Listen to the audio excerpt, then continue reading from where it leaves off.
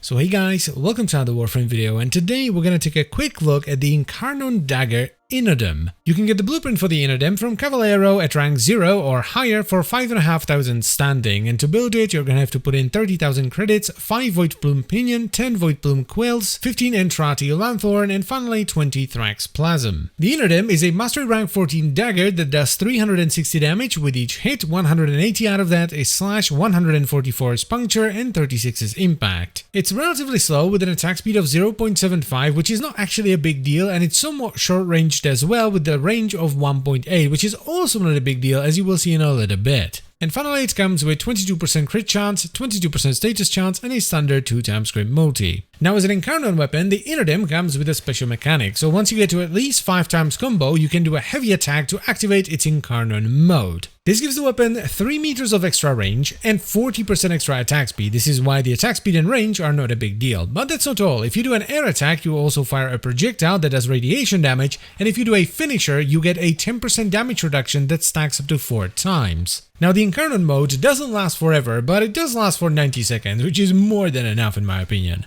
Now the evolutions on the Innodem are not all that interesting, and the ones I chose were Orokin Reach, which gives you extra 0.5 meters of range, because why not? Then I chose Blade Twister for plus 60% extra finisher damage. This doesn't really do all that much. Then I chose Incarnon Imago, so I can activate Incarnon mode at 3x combo rather than 5x combo, and finally I chose Blood Anointed for heavy attack efficiency on a finisher. This is just so I don't waste all my combo when I need to reactivate Incarnon mode, right? I do a finisher attack, it gives me heavy attack efficiency, then I do a heavy attack and I retain some combo. These evolutions are unlocked by doing different stuff with the weapon. The first one is unlocked after getting 100 kills with the weapon, the second one after switching into Incarnon mode 6 times, the third one unlocks after you do 3 heavy attacks on Thrax enemies, the fourth one is unlocked by closing 12 raptures in Void Flood, and finally the fifth one is a bit of a bummer because you need to do a solo mission with an Incarnon weapon equipped in each slot, so primary, secondary, and melee. Now as far as the build is concerned, I went with a fairly standard hybrid setup that's running crit, status, slash, and Viro, but I am running Prime Reach here, and this is mainly because it's just hilarious to run around with a dagger that, with Incarnon mode on, has 7.8 meters of range. Though this does come at a cost, because if you're gonna do this, you won't be able to sustain your combo via the weapon, so you're gonna have to run either a Dexterity Arcane on your primary or secondary, or you're gonna have to run Naramon.